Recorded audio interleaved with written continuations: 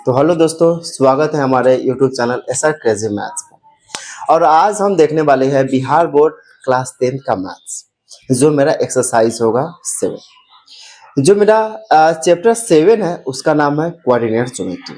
जैसे कि आप बोर्ड पर देख रहे होंगे कि लिखा हुआ है कोऑर्डिनेट ज्योमेट्री।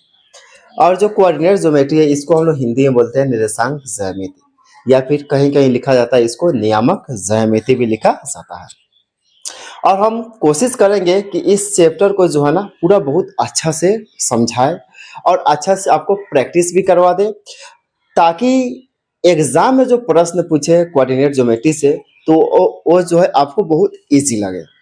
क्योंकि इस चैप्टर से जो है ना एग्जाम में बहुत सारे प्रश्न पूछे जाते हैं और जो है बहुत सारे प्रश्न पूछे जाते हैं, इसलिए जो है ना यह चैप्टर बहुत महत्वपूर्ण हो जाता है। और जो है इस चैप्टर से जो है एग्जाम में लगभग जो है 22 से 25 नंबर का प्रश्न पूछे जाते हैं, इसलिए यह जो चैप्टर है ना एग्जाम के व्यू से बहुत ही महत्वपूर्ण है। तो चलिए हम इस चैप्टर को आसानी से समझने का कोशिश करते हैं। हम कोशिश करेंगे कि इस चैप्टर को जो है ना मतलब आसान भाषा में समझाए, और ये भी कोशिश करेंगे कि इसको आप अच्छा से समझें। अगर मान लीजिए कोई डाउट हो या फिर जहाँ कोई डाउट हो या फिर कोई क्वेश्चन पूछना हो तो आप जो है ना क्वेश्चन को जो है कमेंट में पूछ सकते हैं। तो चलिए हम जो है ना सबसे पहले ये जानने का प्रयास करते हैं कि आखिर कोऑर्डिनेट ज्योमेट्री यानी कि निर्देशांक ज्यामिति आखिर है क्या। जो निर्देशांक ज्यामिति है यह जो है गणित की एक ऐसी शाखा है जिसमें ज्यामिति और बीजगणित को आपस में जोड़ती है। ये आपस में क्या करती है, जोड़ती है। तो चलिए हम इसको जो है ना थोड़ा सा जो है क्या बोलते हैं, इसको जो है ना हम थोड़ा सा जो है फिगर के माध्यम से समझने का प्रयास करते हैं। और थोड़ा सा एक और बात है कि इसमें जो है ना हम मुख्य रूप से जो है दो रेखा लेते हैं। एक जो रेखा उसको हम मान लेते हैं कि एक्स अक्ष है, जो दूसरा रेखा उसको मान लेते हैं वाई अक्ष है। जब हम एक्स अक्ष के रेखा और वाई अक्ष के रेखा को जब हम आपस में मिलाते हैं, यानी कि जब आपस में उसको कटाते हैं, तो जहां पे यह रेखा कटती है उससे हम लोग बोलते हैं मूल बिंदु। जहां पे ये रेखा आपस में कटती है उसको हम लोग बोलते हैं मूल बिंदु। और जो मूल बिंदु होता है उसका निर्देशांक होता है 0 0। क्यों होता है 0 0? यह इसलिए होता है कि यह जो मूल बिंदु है ना यहीं से एक्स अक्ष का शुरुआत होता है, यहीं से वाई अक्ष का शुरुआत होता है, यहीं से एक्स डैश अक्ष का शुरुआत होता है, और यहीं से जो है ना वाई डैश अक्ष का भी शुरुआत होता है। तो चलिए हम जो है ना मुख्य रूप से दो जो है रेखा होती है, जो एक एक्स अक्ष होती है, एक जो है वाई अक्ष होती है। तो देखिए जो ये हो गया, ये वाली जो रेखा होती है इसको हम लोग बोलते हैं एक्स अक्ष, इसको हम लोग बोलते हैं एक्स अक्ष। और जो ये वाली रेखा होती है मुख्य रूप से इसको हम लोग बोलते हैं वाई अक्ष।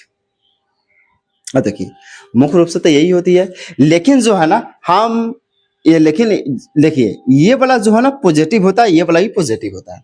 तो एक जहां पे भी पॉजिटिव नंबर आएगा तो वहां पर भी निगेटिव आएगा। तो यहाँ पे एक्स अक्ष है तो यहाँ पे हम मान लिए एक्स डैश अक्ष, और यहाँ पे यहाँ पे वाई अक्ष है तो हम इसको मान लिए वाई डैश अक्ष, और यहाँ पे एक्स अक्ष है तो हम इसको मान लिए एक्स डैश अक्ष मान लिए।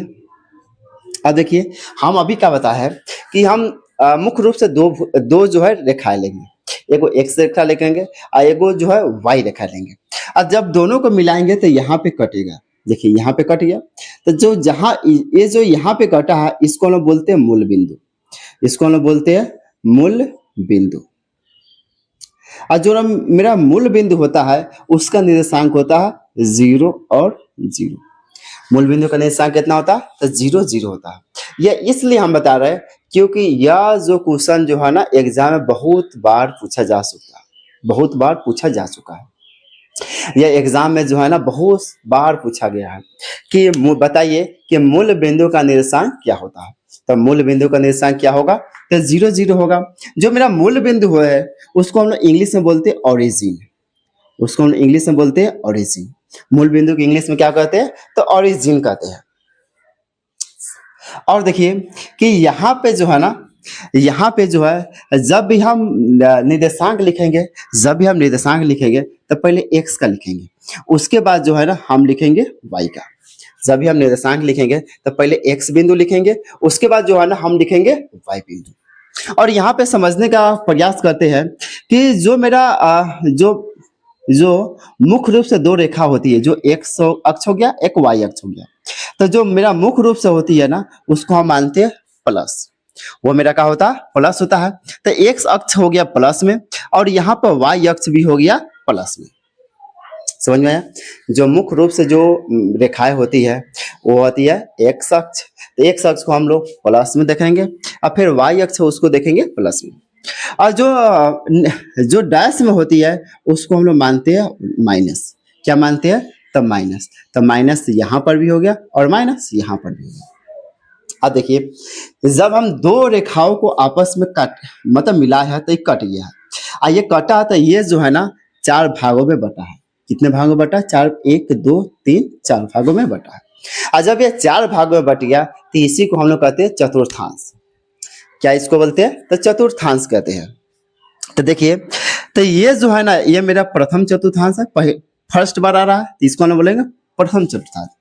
जब इसको इंग्लिश में जो है ना हम बोलेंगे फर्स्ट क्वाड्रेंट। तो इसको इंग्लिश में हम लोग क्या बोलेंगे? तो फर्स्ट क्वाड्रेंट, इसको बोलेंगे सेकेंड क्वाड्रेंट, इसको थर्ड और इसको फोर्थ क्वाड्रेंट बोलेंगे।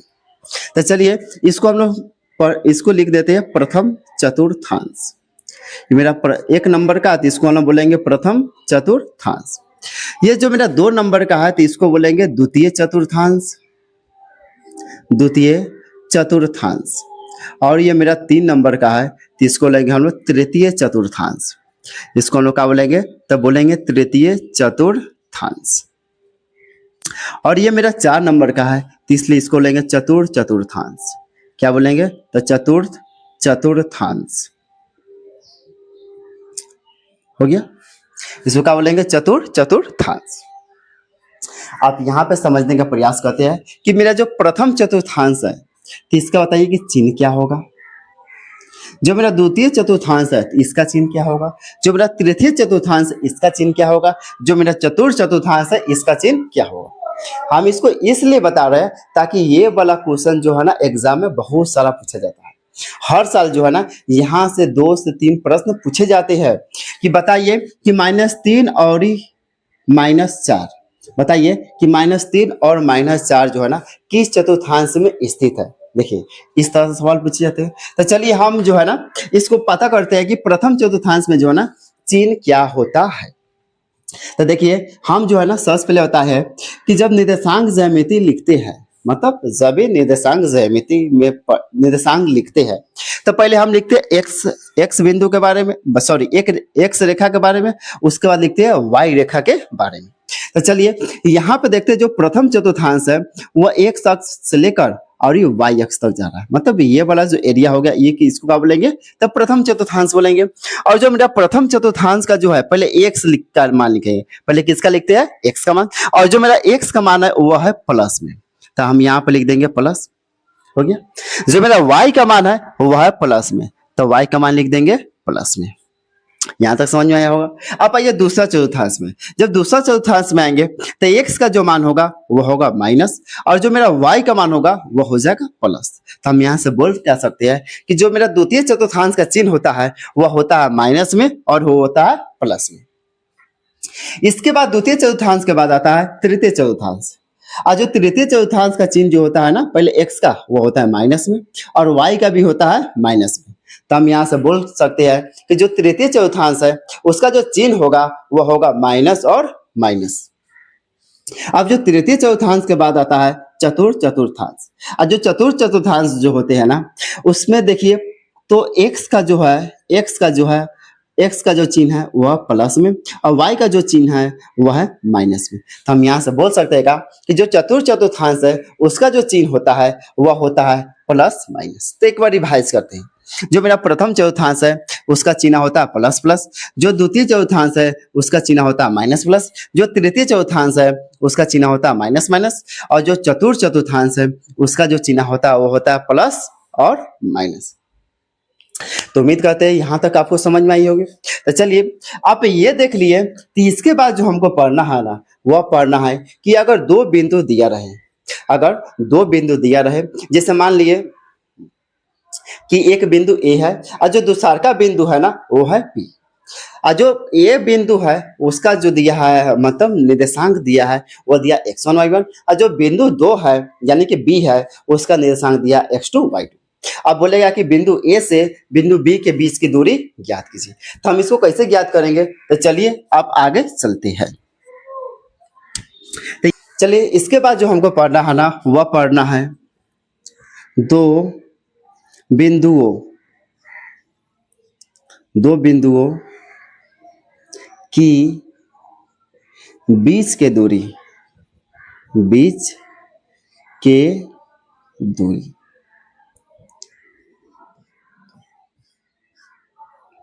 हो गया। अब इसमें क्या करते हैं, अगर हम मान लेते हैं यदि बिंदु ए जो है वो मेरा है x1 और y1, और बिंदु बी जो है मेरा वो है x2 और y2। हम दो बिंदु मान लिए, एगो मान लिए ए बिंदु x1 y1 और दूसरा का बिंदु है x2 y2 के बीच की दूरी ज्ञात करें, के बीच की दूरी ज्ञात करें।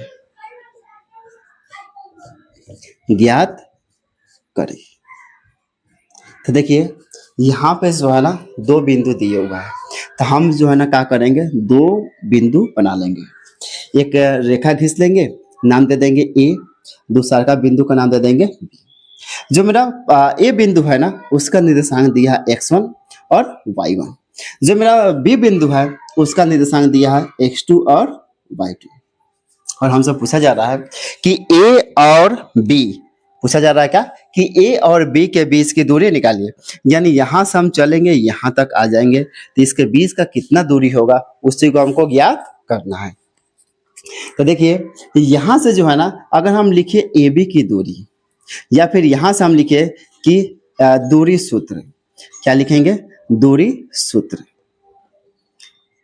सूत्र को हम इंग्लिश में बोलते हैं डिस्टेंस फॉर्मूला, इसको हम इंग्लिश में बोलते हैं डिस्टेंस फॉर्मूला। हो गया। तो इसमें हम क्या करते हैं कि सबसे पहले लेते हैं रूट, क्या लेंगे इसमें सबसे पहले रूट। अब यहाँ पे जो x बिंदु है और यहाँ पे x बिंदु है, यहाँ पे x बिंदु है, यहाँ पे x बिंदु है, तो हम इसमें से क्या करेंगे कि हम तो x में से x1 में से x2 को घटा लें, या फिर हम क्या करें कि x2 में से x1 को घटा लें। दोनों बात आपस में बराबर ही है। बराबर इसलिए हो जाता है क्योंकि अगर हम मान लीजिए कि हम 5 में से 3 घटाएं, तो 5 में से 3 घटाएंगे तो 2 आएगा, तो 2 का स्क्वायर जब करेंगे तो +4 आएगा। अगर हम 3 में से 5 घटाएं तो -2 आएगा, और जब -2 का भी स्क्वायर करेंगे तो 4 ही आएगा। इसलिए हम क्या करते हैं कि हम x2 में से जो है ना x1 को घटा लेते हैं, इसका लिख देते हैं होल स्क्वायर।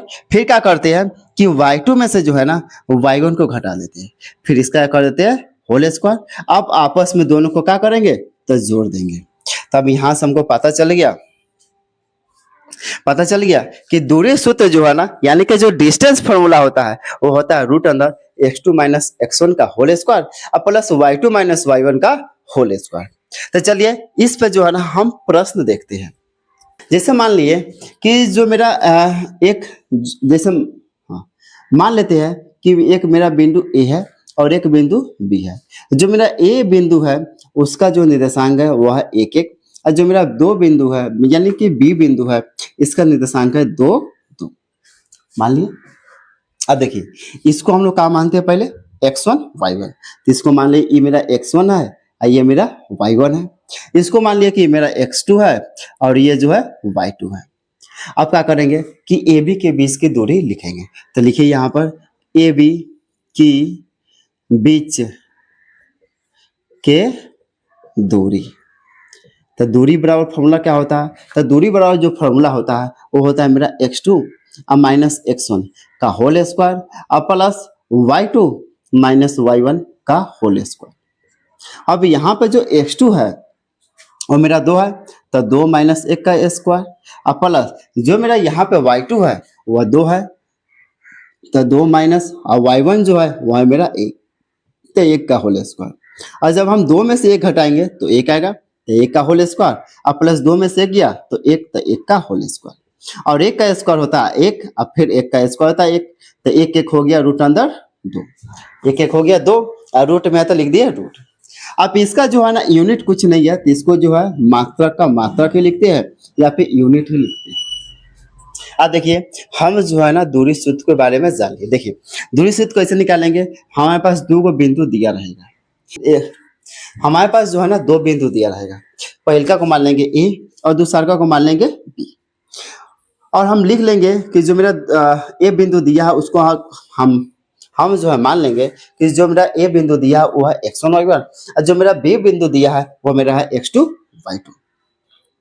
उसके बाद क्या करेंगे, दूरी सूत्र लगाएंगे, क्या करेंगे x2 में से x1 घटा देंगे, होल स्क्वायर कर देंगे, फिर y2 में से y1 घटा देंगे, होल स्क्वायर कर देंगे, और फिर होल स्क्वायर कर देंगे, उसके बाद जो आएगा उसको आपस में जोड़ देंगे, और वही क्या हो जाएगा, मात्रक हमारा आंसर हो जाएगा।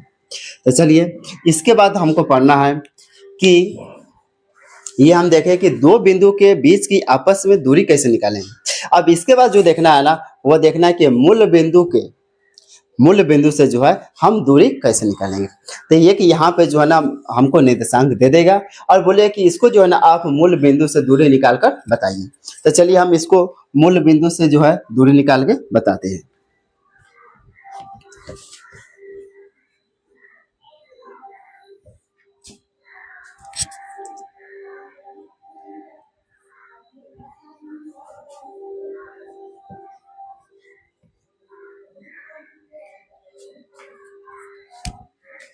क्या देखना है, तो देखना है मूल बिंदु से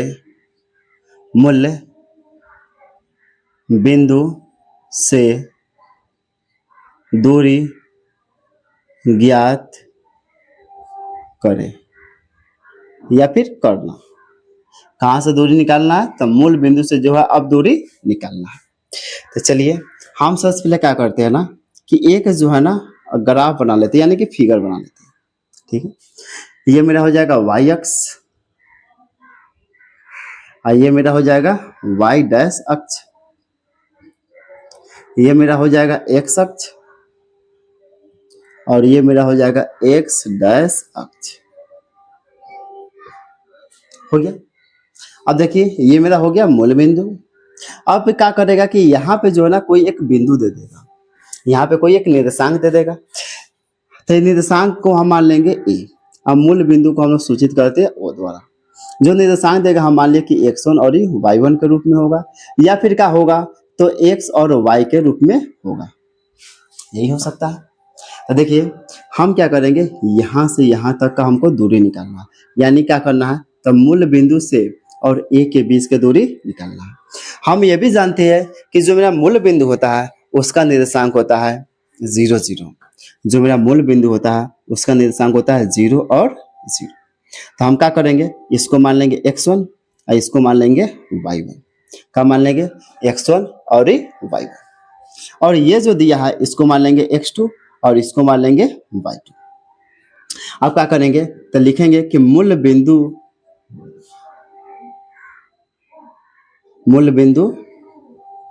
का दूरी बराबर, तो मूल बिंदु का दूरी निकालना है।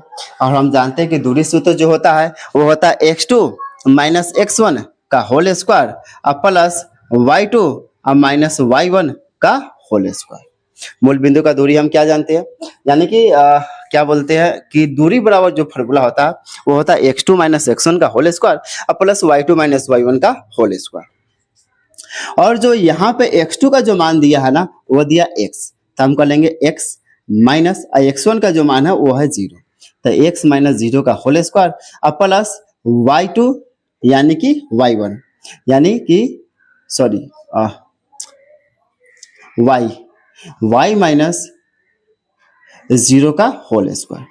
तो जब हम x में से 0 घटाएंगे तो x होगा, तो x का होल स्क्वायर, और जब y में से 0 घटाएंगे तो y होगा और y का होल स्क्वायर। अब x का होल स्क्वायर जो होता है वो होता है एक्स स्क्वायर, और y का जो स्क्वायर होता है वो होता है वाई स्क्वायर। तो हम यहाँ से जो है ना डायरेक्ट क्या बोल सकते हैं कि मूल बिंदु से दूरी बराबर, मूल बिंदु से दूरी बराबर होता है रूट अंदर एक्स स्क्वायर और प्लस वाई स्क्वायर। ठीक, अब देखिए इस पे जो है ना प्रश्न बनाते हैं। अगर हम मान लेते हैं कि ये मेरा मूल बिंदु है और यहाँ पे जो है ए बिंदु जो है ना वो मेरा है 3 और 4 का। मान लीजिए जो यहाँ पे जो मेरा मूल बिंदु है यानी कि निर्देशांक जो है ए का वो दिया है 3 और 4, तो हम डायरेक्ट लिखेंगे कि मूल बिंदु का दूरी बराबर फॉर्मूला का होता है तो होता है एक्स टू का सॉरी एक्स स्क्वायर और प्लस होता है वाई स्क्वायर।